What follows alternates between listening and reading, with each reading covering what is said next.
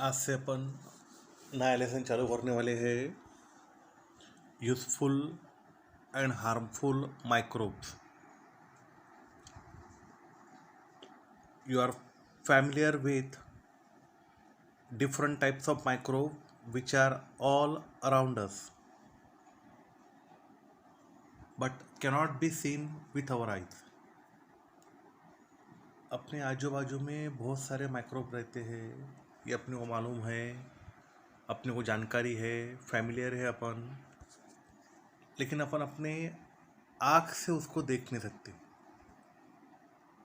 अभी भी एक माइक्रो ऑर्गेनिज्म के कारण पूरे यूनिवर्स में आपत्ति आ चुकी है, वो आने कोरोना वायरस। उसको भी अपन आँख से देख नहीं सकते हैं। अब सबसे पहले अपन देखने वाले हैं कि यूजफुल माइक्रो ऑर्गेनिज्म ये अपने डे टू डे लाइफ में कैसा रोल करते हैं। तो सबसे पहले अपन चालू करने वाले हैं यूजफुल माइक्रो ऑर्गेनिज्म में लैक्टोबैसिला। अब लैक्टोबैसिलस ये टॉपिक में देखो, smear A drop of fresh butter milk on a glass slide, stain it with methylene blue and put a cover slip over it। क्या किया? छाछ लिया, ताक, बटर मिल्क त्याचा एक थेंब घेतला, उसका एक ड्रॉप लिया अपन ने छाछ का और रखा ग्लास स्लाइड के ऊपर। उसको स्टेन किया अपन ने मिथिलीन ब्लू से, स्टेन कलरिंग दिया मिथिलीन ब्लू से, और उसके ऊपर कवर स्लिप रखा और जो स्लाइड तैयार हुई उस स्लाइड को अपन ने कंपाउंड माइक्रोस्कोप में ऑब्जर्व किया 10 पावर में। Observe the smear under the 10x objective of a compound microscope, then with the more powerful 60x objective. ये पावर रहती है कंपाउंड माइक्रोस्कोप की। 10x माने 10 पावर का, 60x माने 60 पावर का। 10x में अपने को थोड़ा दूर से दिखेगा, 60x में एकदम अपने को नज़दीक को मिलेगा। क्या किया अपन ने, एक बार फिर से देख लो।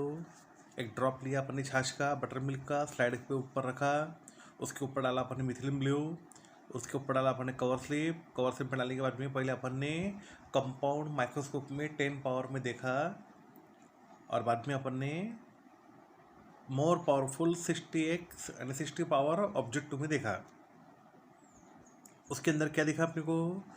ब्लू कलर का। अब ब्लू कलर क्यों आ गया? मिथिलीन ब्लू डाला करके अपने को ब्लू कलर का रॉड शेप ऑर्गेनिज्म उसमें अपने को मूविंग अराउंड घूमते हुए दिख रहे हैं, वो है लैक्टोबैसिलस। लैक्टोबैसिलस ये बैक्टीरिया है, वो बहुत छोटे रहते हैं, रेक्टेंगुलर शेप के रहते हैं। और लैक्टोबैसिला ये एनारोबिक बैक्टीरिया है। एनारोबिक का मतलब होता है कि उनको एनर्जी तैयार करने के लिए ऑक्सीजन की ज़रूरत रहती नहीं है। अपन कैसे हो गए? अपन एरोबिक। अपने को एनर्जी तैयार करने के लिए ऑक्सीजन होना ही, सांस लेने के लिए अपने को ऑक्सीजन होना ही। लेकिन लैक्टोबैसिलस को कोई ज़रूरत नहीं है, वो without use of oxygen energy produce कर सकते हैं। अब क्या बोला है, एक बार फिर से देखो।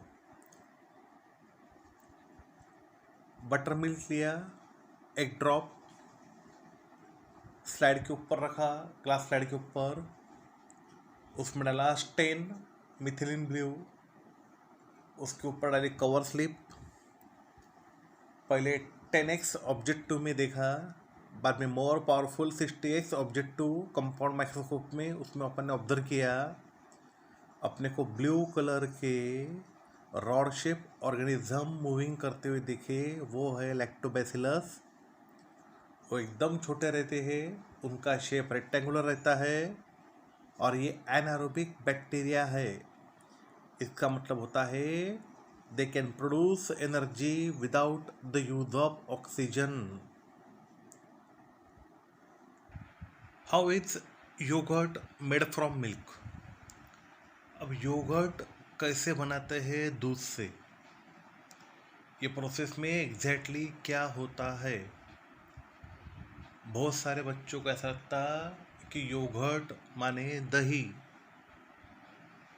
लेकिन एक बात ध्यान में रखो, योगर्ट अलग, कर्ड कर्ड माने दही अपना अलग। तो दोनों में बेसिक डिफरेंस क्या है योगर्ट में और कर्ड में। तो कर्ड दही कैसे बनाते अपन, मिल्क प्लस एसिडिक सब्सटेंस, दूध में कुछ तो भी अपन ने एसिड डाला, एक तो लेमन जूस डाला नहीं तो विनेगर डाला, तो बन गया दही यानी कर्ड। फिर योगर्ट क्या है, तो योगर्ट में बैक्टीरियल फर्मेंटेशन ऑफ मिल्क है, यानी बैक्टीरिया से मिल्क को फर्मेंट करना, उसको बोलते अपन yoghurt. Curd milk plus acidic substance, yoghurt bacterial fermentation of milk, ये बात ध्यान में रखो। अब अपन योगर्ट कैसे तैयार करते हैं वो देखने वाले अपन प्रोसेस। लैक्टोबैसिलस से कन्वर्ट हुआ लैक्टोज, लैक्टोज माने मिल्क में का sugar, into lactic acid. Lactobacillus ने क्या किया, कन्वर्ट किया, क्या कन्वर्ट किया, लैक्टोज को काय में, लैक्टिक एसिड में। Lactobacilli convert lactose into lactic acid. Lactose माने क्या था, दूध के अंदर की शक्कर। ये प्रोसेस को बोलेंगे अपन फर्मेंटेशन। एंड जब लैक्टोज का रूपांतर लैक्टिक एसिड में होगा तो ये प्रोसेस को बोलेंगे अपन फर्मेंटेशन। फर्स्ट पॉइंट बराबर ध्यान में रखो, योगर्ट तैयार करने के लिए क्या क्या प्रोसेस लगती है। तो ये फर्स्ट पॉइंट बोला है, लैक्टोज का रूपांतर हुआ लैक्टिक एसिड में, और ये प्रोसेस को बोला अपन ने fermentation. The lactobacilli convert lactose the sugar in the milk into lactic acid, this process is called fermentation. अब फर्मेंटेशन यानी लैक्टिक एसिड तैयार हो गया, pH of milk hydrogen ion concentration या पावर ऑफ हाइड्रोजन मिल्क में की कम हो गई। As a result pH of milk decreases, causing coagulation of milk protein. Coagulation माने जमकर आना, एक जगह पे आना, इकट्ठा होना, coagulation of milk protein, coagulate होना। As a result pH of milk decreases causing coagulation of milk protein. और मिल्क प्रोटीन को अपन ने सेपरेट किया बाकी दूध के घटक से। Thus milk protein are separated from other constituent of milk. This is what happens when milk changes into yogurt. Yogurt had a specific sour taste due to lactic acid. Yogurt खट्टा रहता है क्योंकि उसमें लैक्टिक एसिड है, और लो pH होने के कारण वो हार्मफुल माइक्रोब्स को डिस्ट्रॉय करता है जो मिल्क में प्रेजेंट रहता है। The low pH destroy the harmful microbe present in the milk. एक बार फिर से अपन ये पूरा पैराग्राफ देखेंगे, बराबर ध्यान से सुनना क्या बोल रहा हूँ। तो लैक्टोबैसिलस ने कन्वर्ट किया लैक्टोज को, लैक्टोज माने milk sugar, into lactic acid, process को बोला अपन ने फर्मेंटेशन। उसके कारण पीएच ऑफ मिल्क कम हो गया, causing coagulation of milk protein. PH of milk कम हो गया, उसके कारण कोअगुलेशन हुआ मिल्क प्रोटीन का।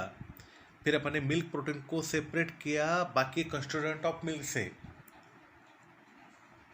और this is what happen when milk changes into yogurt. और जब मिल्क का रूपांतर योगर्ट में होता है इसी तरह से होता है। योगर्ट की टेस्ट सोर टेस्ट है क्योंकि उसमें लैक्टिक एसिड है, और उसका पीएच कम होने के कारण वो हार्मफुल माइक्रोब जो प्रेजेंट रहते हैं मिल्क में उसको डिस्ट्रॉय करता है। The low pH destroy the harmful microbe present in the milk. ये पूरा लैक्टोबैसिलस के दोनों पैसेज ऊपर का तो नहीं समझो, लेकिन योगर्ट प्रोडक्शन का बराबर ध्यान में रखना। बाद में एक टॉपिक दिया अपने को, डू यू नो, वो देखो, what is mean by probiotic yogurt. अब सबसे पहली बात, प्रोबायोटिक मतलब क्या होता है ये आप बराबर ध्यान में रखो। प्रोबायोटिक का मतलब होता है, आपने एक काम करना कि रजिस्टर में किताब पे प्रोबायोटिक का मतलब क्या होता है बराबर नोट डाउन करके रखना, कि substance which stimulates the growth of useful micro organism. ऐसा पदार्थ, ऐसा सब्सटेंस कि जो स्टिमुलेट करता है यूजफुल माइक्रो ऑर्गेनिज्म की ग्रोथ के लिए, एंड वो यूजफुल माइक्रो ऑर्गेनिज्म तैयार करता है, ऐसे सब्सटेंस को अपन बोलते हैं प्रोबायोटिक। जनरली अपन ने देखा है कि जब कॉन्स्टिपेशन का, इंडाइजेशन का या लूज मोशन की तकलीफ होती है तो डॉक्टर अपने को कहते हैं कि छाछ पियो या दही खाओ या योगर्ट लो। तो उससे एक बात साबित होती है कि लैक्टोबैसिलस यूजफुल है, वो अपने बॉडी में जाना चाहिए और वो हार्मफुल बैक्टीरिया को डिस्ट्रॉय करेगा या हार्मफुल माइक्रोऑर्गेनिज्म को डिस्ट्रॉय करेगा करके डॉक्टर अपने को बोलते हैं कि छाछ या दही लो जब एब्डोमिनल डिस्कम्फर्ट होता है तब।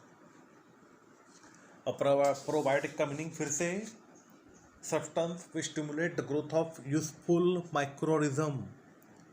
Substance which stimulate the growth of useful microorganism is called as probiotic. तो probiotic yogurt, other food stuff आजकल के दिन में इतने पॉपुलर क्यों हो रहे?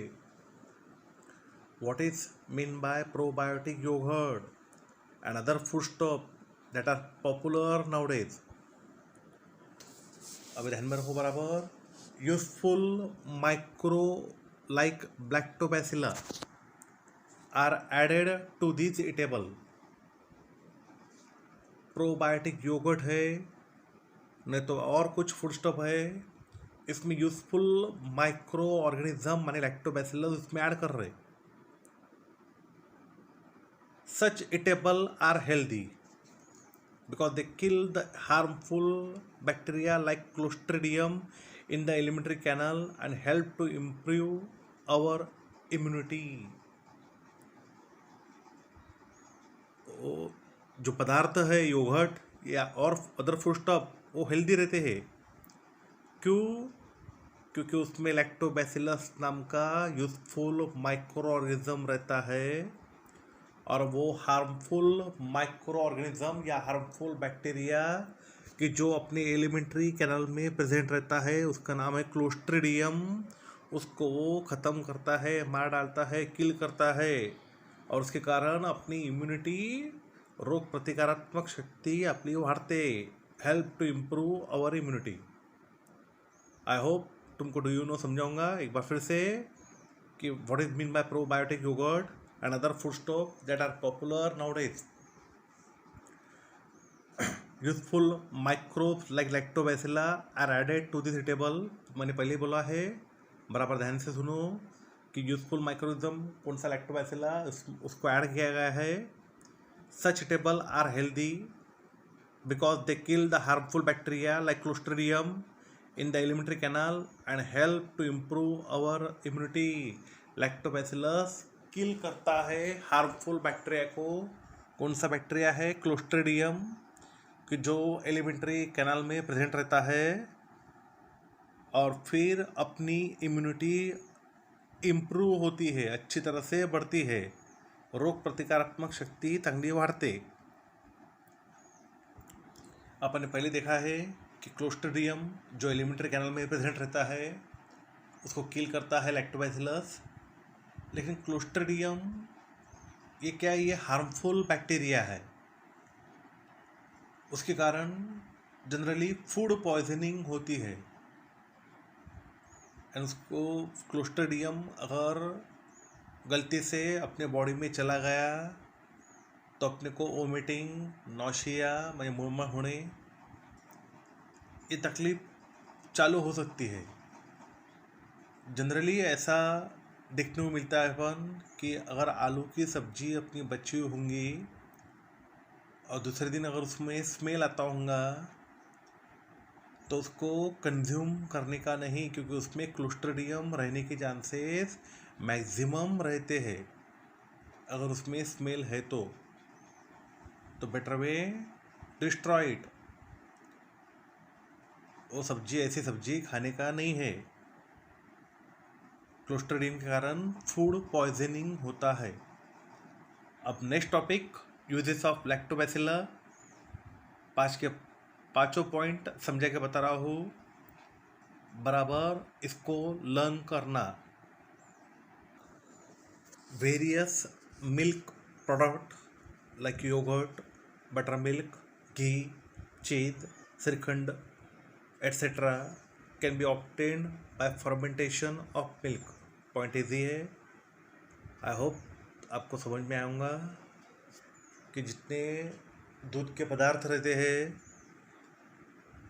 जैसे योगर्ट या छाछ या घी या चीज़ या श्रीखंड और बहुत सारे रहते हैं, पनीर वगैरह, ये अपने को सब मिलते हैं फर्मेंटेशन ऑफ मिल्क से। ये सब में एक बात कॉमन रहती है कि ये सब में लैक्टोबैसिलस प्रेजेंट रहता है। Various milk product like yogurt, buttermilk, ghee, cheese, shrikhand can be obtained by fermentation of milk. Lactobacillus fermentation is useful for large scale production of cider, coca, pickle of vegetables, etc. अब बहुत सारे बच्चों को लगेगा कि cider माने क्या। बहुत सारे बच्चों को ऐसा लगता है कि साइडर माने एप्पल जूस, तो ये भी बराबर है। एक डेफिनेशन है साइडर की, वो आप लिख लो। ए बेवरेज का मतलब होता है पेय, made from juice pressed from apple. A beverage made from juice pressed from apple is called cider. Lactobacillus fermentation is useful for large scale production of cider. Lactobacillus fermentation से अपने को लार्ज स्केल में production मिलता है। किसका? Cider का, Coca का, या अपन जो अचार बनाते हैं अलग अलग, pickles of vegetable etcetera. Lactobacilli and some other useful microbe taken together are used to treat abdominal discomfort. मैंने आपको पहले ही बताया गया है कि डॉक्टर लोग अपने को बोलते हैं दही खाओ या छाछ पियो, तो उसके कारण अपना पेट अगर दुख रहा होगा या लूज मोशन की तकलीफ होंगी तो वो बराबर हो जाती है। क्यों बराबर होती है? क्योंकि बटर मिल्क में रहता है लैक्टोबैसिलस, वो डिस्ट्रॉय करता है हार्मफुल माइक्रो ऑर्गेनिज्म माने क्लोस्ट्रिडियम को।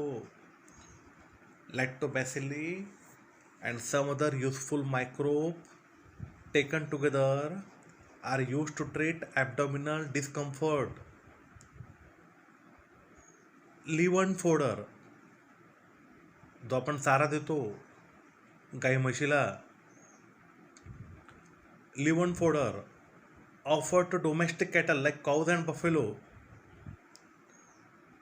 जे घरात पाळलेल्या असतात गाई आणि म्हशी, त्यांचा जो चारा असतो तो फर्मेंटेड करतात with the help of लॅक्टोबॅसिला।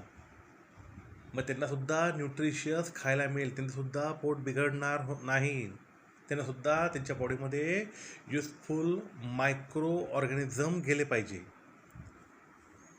लिवन fodder offered to domestic cattle like cows and buffaloes is fodder fermented with the help of lactobacilli.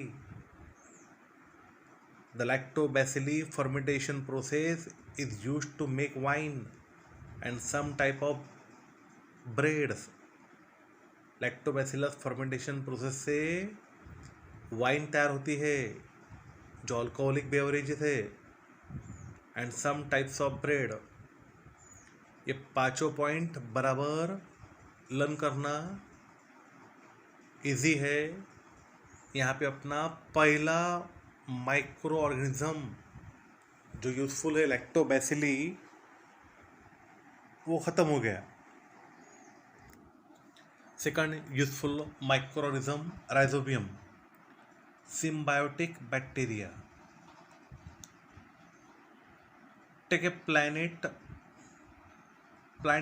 of fenugreek, groundnut or any other bean, sterilize it with 3 to 5% solution of hydrogen peroxide. क्या बोला है ध्यान में रखो।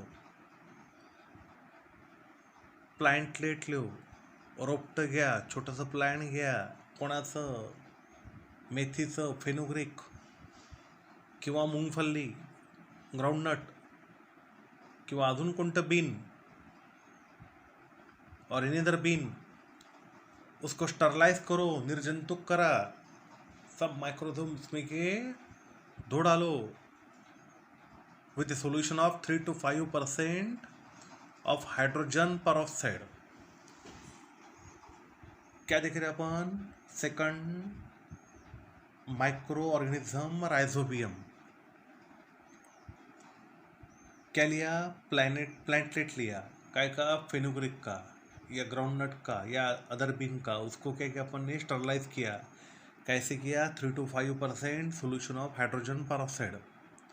बाद में उसको plantlet को रखा अपन ने सोल्यूशन में। कौन सा सोल्यूशन? इथिल अल्कोहल का 70% इथिल अल्कोहल, जो अपन अभी यूज़ कर रहे हैंड सैनिटाइजर, उसमें भी इतना ही रहता है ethyl alcohol. Afterwards, keep it in 70% solution of ethyl alcohol for 4 to 5 minutes। 4 से 5 मिनट तक अपन ने प्लांटलेट को रखा अपन ने 70% इथिल अल्कोहल में। बाद में उसके अपन ने रूट्स क्लीन किए स्टराइल वाटर से, और बाद में उसको रूट्स को अपन ने एक सेक्शन लिया और उसको ऐसा आड़ा काटा अपन ने ब्लेड से, कि थीन सेक्शन लिया अपन ने। जैसे अपन ककड़ी काटते हैं ना, वैसा वो रूट्स को ऐसा काटना, ऐसे सीधे में, ऐसा ट्रांसफर सेक्शन में। जैसे अपन गोल गोल पैच काटते हैं, वैसा ये रूट्स को काटना, एकदम बारीक काटना, यानी थीन सेक्शन लेना। क्या किया है एक बार फिर से देखेंगे अपन। प्लांटलेट लिया, मेथी का, फेनुग्रीक, फल्ली का, ग्राउंडनट या कोई अदर बीन का, उसको अपन ने स्टरलाइज किया 3 to 5% solution of hydrogen peroxide. बाद में उसको अपन ने रखा 70% इथिल अल्कोहल में 4 से 5 मिनट तक। उसके रूट क्लीन किए स्टराइल वाटर से। बाद में उसका अपन एक थीन सेक्शन लिया रूट नूडल्स का, उसमें से कौन सा सबसे थीन है वो देखा अपन ने, और उसमें डाला अपन ने स्टेन माने कलरिंग किया। स्टेन का नाम था सैफ्रानिन। जैसे पहले अपन ने लैक्टोबैसिलस में यूज़ किया था अपन ने मिथिलिन ब्लू कलर आया था, तो अभी पिंक कलर आएगा। तो कौन सा सेक्शन लिया था अपन ने, कौन सा स्टेन लिया था अपन ने? सैफ्रानिन में उसको 2 से 3 मिनट तक रखा। फिर वो स्टेन किया हुआ सेक्शन लिया अपन ने ग्लास स्लाइड के ऊपर, उसके ऊपर डाले अपन ने कवर स्लिप, और उसको ऑब्जर्व किया अपन ने कंपाउंड माइक्रोस्कोप में। अपने को पिंक कलर के रॉड शेप के ऑर्गेनिज्म दिखेंगे, वो है राइजोबियम बैक्टीरिया। थीन सेक्शन लिया, उसको स्टेन किया सैफ्रानिन से, 2 से 3 मिनट तक रखा। स्टेन के बाद सेक्शन अपने ग्लास स्लाइड के ऊपर लिया, उसके ऊपर कवर स्लिप डाली। बाद में कंपाउंड माइक्रोस्कोप में ऑब्जर्व किया, अपने को पिंक कलर के रॉड शेप के माइक्रो ऑर्गेनिज्म उसमें दिखे, वो है rhizobium bacteria. Note that we had to search the root nodules of leguminous plant to obtain these bacteria. अब रूट नोडल माने क्या, लेग्यूमिनस प्लांट माने क्या, कि जो भी प्लांट है की जिसको फल्ली आती है, शेंगा येतात, लेग्यूम्स येतात, कि जो भी प्लांट है उसको फल्ली आती है, ऐसे प्लांट्स को बोलते हैं अपन लेग्यूमिनस प्लांट। तो उनके रूट्स में ऐसे नोडल्स रहते हैं, और नोडल्स के अंदर रहता है ये बैक्टीरिया, कौन सा, राइजोबियम का। ये इनका एसोसिएशन अपने नाम में ही देखो, राइजोबियम सिम्बायोटिक बैक्टीरिया बोला है। तो इसका काम ये है कि ये नाइट्रोजन फिक्स करेगा एटमॉस्फेयर में का, और वो प्रोवाइड करेगा प्लांट्स को। यानी प्लांट को फ़ायदा क्या है, प्लांट को फ़ायदा ये है कि ये अपने को रेडीमेड नाइट्रोजन प्रोवाइड करके दे रहा, कौन, राइजोबियम बैक्टीरिया। बैक्टीरिया को फ़ायदा क्या है, तो बैक्टीरिया को रहने के लिए जगह मिल गई, उसके रूट्स, एंड दोनों को एक में से फ़ायदा है करके एसोसिएशन को बोलते हैं अपन सिम्बायोटिक। जब दोनों को एक में से फ़ायदा होगा तो उसको बोलते हैं अपन सिम्बायोटिक। फिर से बता रहा हूँ, note that we had to search for the root nodules of leguminous plant to obtain this bacteria. Are the rhizobium bacilli useful to this plant or harmful? मैंने आपको पहले बोला है कि ये यूज़फुल है, तो यूज़फुल है तो कैसे के यूज़फुल है कि वो फिक्स करेंगे नाइट्रोजन एटमॉस्फेयर में का और प्रोवाइड करेंगे प्लांट को। तो प्लांट को फ़ायदा है कि अपने को नाइट्रोजन मिल रहा है, नाइट्रोजनस कंपाउंड मिल रहे, जो अपने पिछले बार देखे थे नाइट्रोजन साइकिल में। और बैक्टीरिया को फ़ायदा है कि उनको रहने के लिए जगह मिल गई। तो इनके एसोसिएशन को बोलेंगे अपन सिम्बायोटिक एसोसिएशन करके, उसको बोला है राइजोबियम सिम्बायोटिक बैक्टीरिया। अब role and importance of rhizobium ये अपन नेक्स्ट वीडियो में देखेंगे।